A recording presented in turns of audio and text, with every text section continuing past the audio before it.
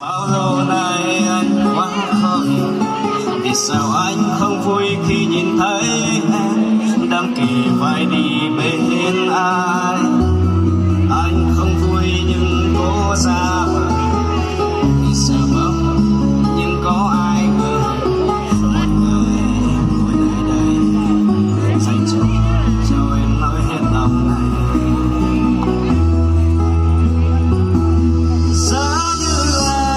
Chẳng thuộc về ai thì tình cảm đôi ta đâu là sai. Xa như mình gặp nhau khi trước thì anh đã đến trước một bước. Ghét con tim anh đang thuộc về ai, mà sao chẳng khi nào nghe lời anh có dặn.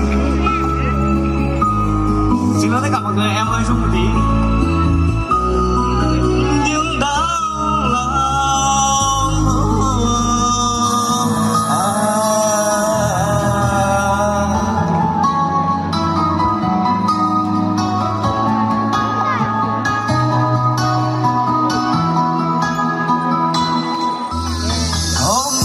Anh sẽ nói những điều vì sao bao lâu nay anh quá khó hiểu, vì sao anh không vui khi nhìn thấy em đang kề vai đi bên ai.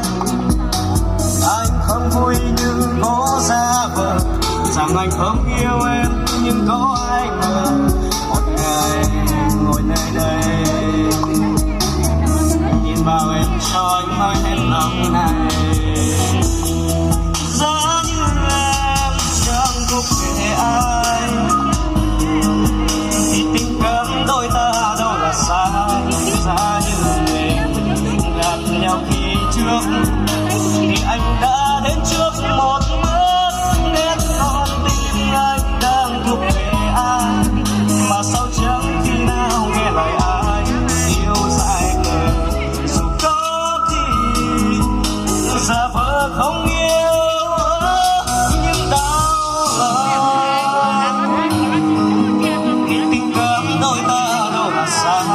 giá như mình gặp nhau khi trước thì anh đã đến trước một bước.